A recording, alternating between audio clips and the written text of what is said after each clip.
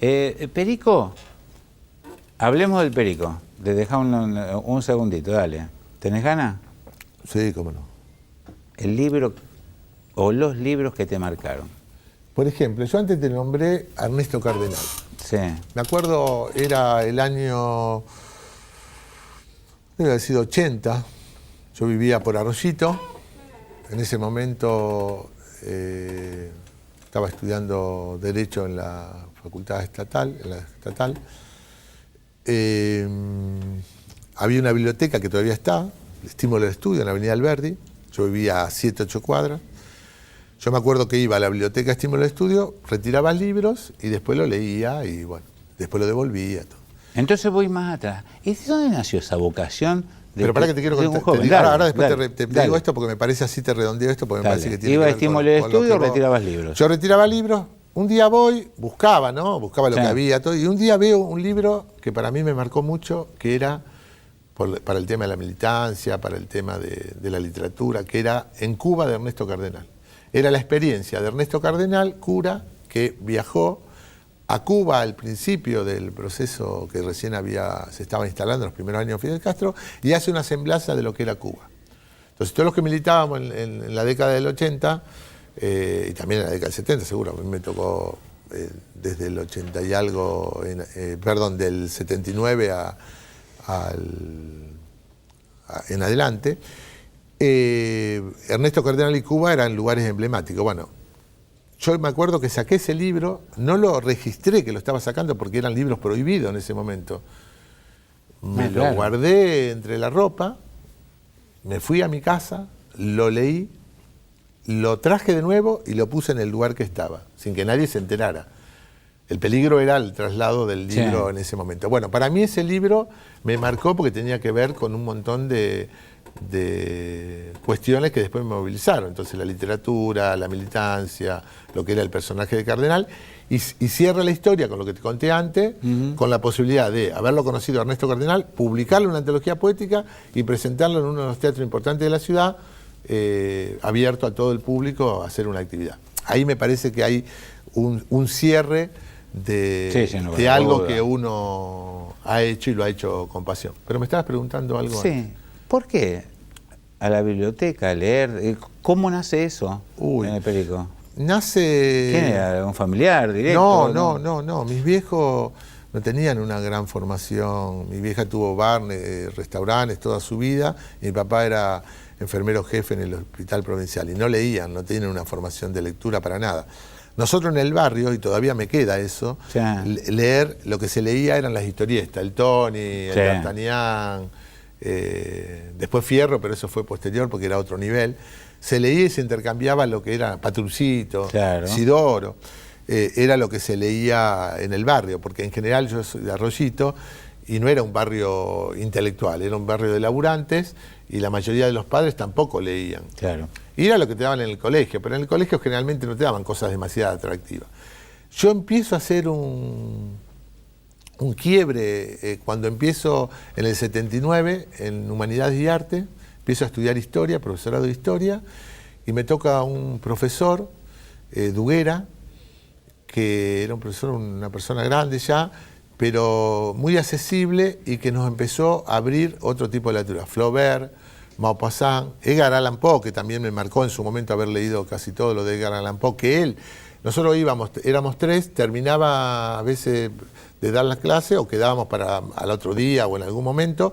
Él vivía cerca de la Facultad de Humanidades, íbamos a su casa y él nos prestaba libros, nos recomendaba libros. Bueno, él yo creo que fue uno de los que de alguna manera me llevó a leer otro tipo de libro. Siempre cuento una anécdota que nunca sé si es verdad o no, pero bueno, hoy no importa, me parece que marca el hecho. Yo estudié la secundaria en el Colegio La Salle. Cuando termino, en el mismo Colegio La Salle funcionaba la Facultad Católica de Derecho. Estudio 2 años ahí, no rindo ninguna materia, bastante... no le dediqué el tiempo para estudiar ni nada, era muy bando en esa época. Y me acuerdo que había que llenar también una ficha y creo que me preguntaron qué libro habías leído y como viste que a veces le pasa a las actrices, que porque Sí. le preguntan a las conductoras y no tienen ni idea de lo que están leyendo y dice Borges y no leyeron Sí. a Borges ni por casualidad, ni saben si se escribe con B corta o B larga. Y yo creo que puse Graciela Borges en vez de poner Jorge Luis Borges, porque tampoco lo había leído. Entonces me quise hacer el Claro. intelectual, el culto y puse eso. Digo, después sí, cuando entro en la estatal, en Humanidades y Arte, ahí empiezo a leer realmente. Y hoy es una de las grandes pasiones, que yo digo que hay muchas pasiones en la vida, pero un buen libro tiene que ver con eso, con saber disfrutar un libro. Se lo recomiendo a todo el mundo. Es decir, ojalá todos puedan disfrutar de un buen libro, por lo menos una vez en su vida. Y si pueden disfrutarlo seguido, bueno, mucho más, ¿no? Es un placer. ¿Es leyenda?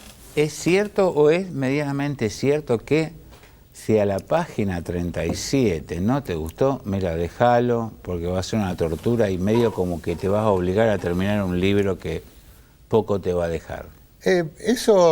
Hay diferentes formas de reaccionar ante eso. Hay gente que a pesar de que no le está gustando, sigue leyendo el libro y lo termina. Hay veces que pasa que al principio, depende de los autores, que la trama se desarrolla y se hace a lo mejor mucho más entretenida después de la página 37, entonces hay que darle la oportunidad. Pero también me ha pasado libros que lo empecé a leer y no me interesaron y los dejé.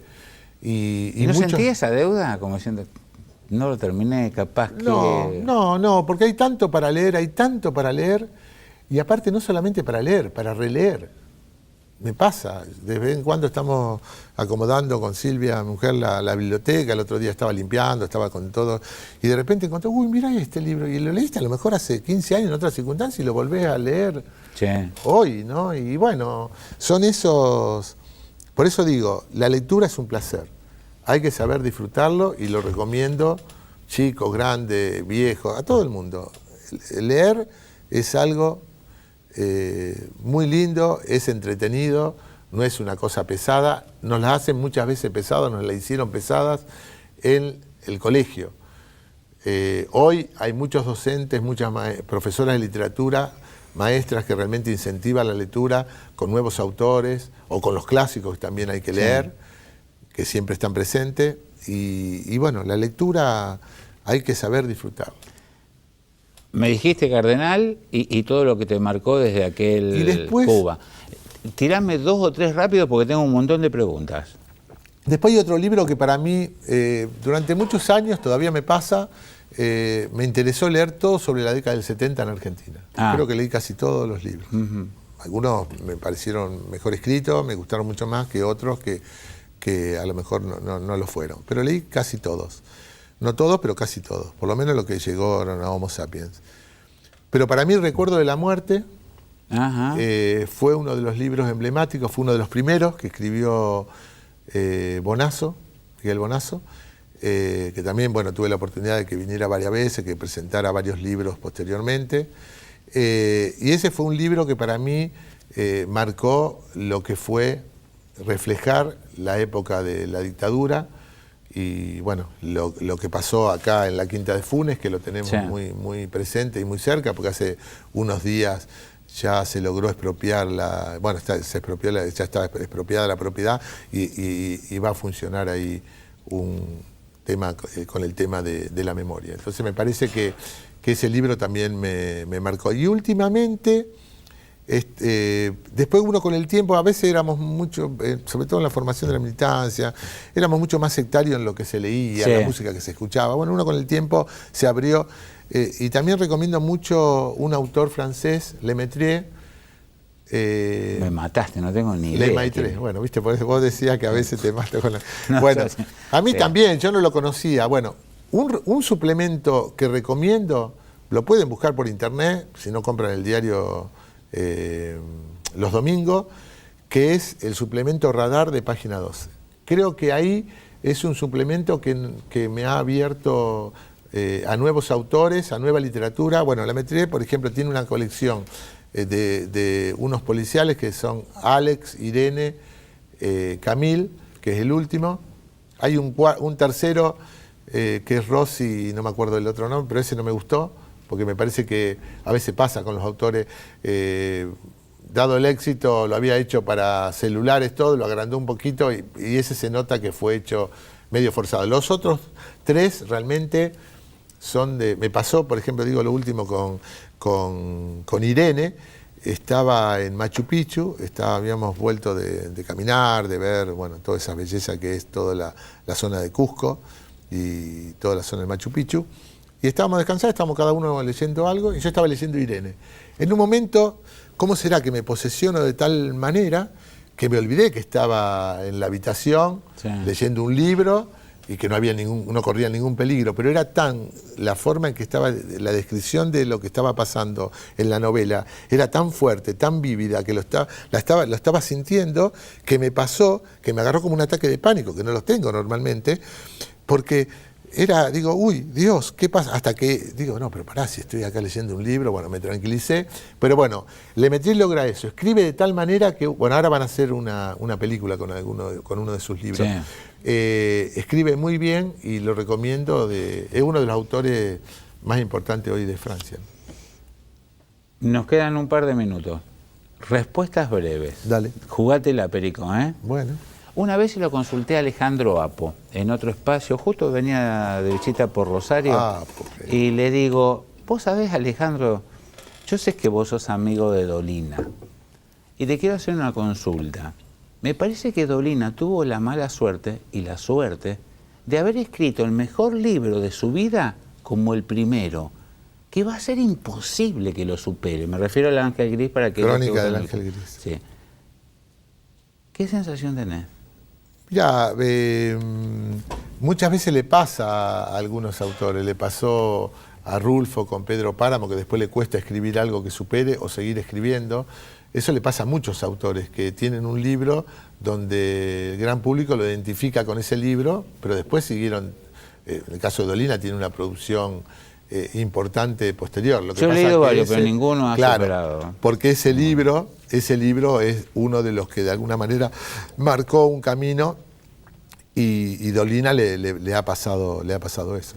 ¿Los libros de autoayuda siempre existieron o en las últimas 2 décadas y fracción aparecieron para responder a algo en una Argentina donde tenemos la mayor cantidad de psicólogos per cápita?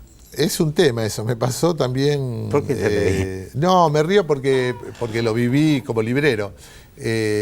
Nosotros teníamos la librería en Sarmiento 646, en la 2 cuadras donde estamos ahora, y siempre fuimos una librería muy identificada, sobre todo hasta ahí, en ese lugar, con una librería dedicada a lo que es Homo Sapiens en general, como la editorial. Ciencias sociales, libros más de literatura de nivel, bueno.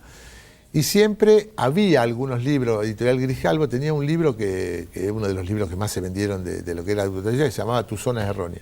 Y yo me resistí durante muchísimo tiempo a venderlo en la librería.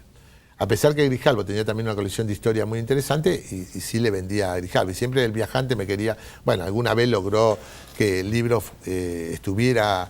Fue el primer libro que creo que tuvimos de autoayuda en Homo Sapiens en Sarmiento 646.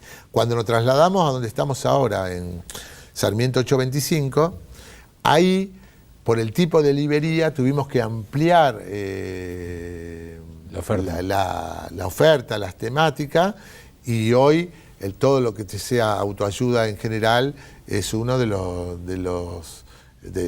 sector que más libros se consume. ¿Es despreciativo para vos llamarlo autoayuda? No lo sé, a ver, me pasa cuando me preguntan eso, tampoco quiero ser, ¿viste? Pero me pasa, le digo, mirá, si alguno me pregunta, y yo la verdad que no lo leí, no es el tipo de libro que yo leo, no puedo recomendarle, lo único que puedo decir, mirá, este se vende mucho, lo único que puedo llegar a decir, para no agregarle nada más, pero si vos me preguntás, si hay algún autor nuevo que puedo leer, bueno, te puedo estar media hora hablando de Lemaitre, de Padura, por ejemplo, que me gusta mucho en los últimos tiempos, leo mucho novela policial, social, y te puedo estar media hora hablando, no importa, pero te recomiendo lo que realmente me gusta. En lo otro no puedo porque no es lo... Pero hay gente que, bueno, que realmente le interesa y consume y lee mucho ese tipo de material, ¿no? Breve, por favor, jugátela, necesito de tu complicidad. Me vas a decir que soy de Newell, no sé qué crees que me... ¿Cómo está tu mente en otro lado? Sí. Che, escucha. Claro, eso no lo voy a decir nunca. Ni que me estén matando. Escúchame, ¿el libro que más vendiste? El libro que más se vendió. Si no hay uno específico, tírame dos. En su momento, cuando era el auge de los libros políticos, uno de los libros que más se vendió fue Robo para la Corona, de Horacio Berbí. Ah, mira vos. Sí, que ese también hicimos una presentación. Porque Homo Sapiens también no es solamente librería editorial, sino... Dale, que 20 segundos me quedan, pero una pregunta. Sí. ¿Piña revolucionó la venta y el acceso a los libros de historia? Primero fue Félix Luna y creo que Piña, con más rigor, creo que sí, ha hecho accesible a muchísima gente la posibilidad de acercarse desde otro lugar a los libros de historia, a pesar que hay toda una discusión. Yo también, siendo profesor de historia, estudiando en la facultad, hay todo también una cuestión de controversia con respecto a la rigurosidad o no, pero me parece que ha hecho accesible a montones de personas la historia y la ha hecho atractiva desde otro lugar, ¿no? Perico, muchas gracias, felicitaciones, es un honor que nos haya visitado, más habiendo sido declarado por los representantes de la ciudad de Rosario como un ciudadano distinguido de la cultura. Gracias, en serio. No, gracias como siempre, un placer estar acá. Buen partido. Sí, sí, sí. Ojalá lo necesitamos. José Perico Pérez. Señores, ya volvemos con el segundo tramo de Infinito.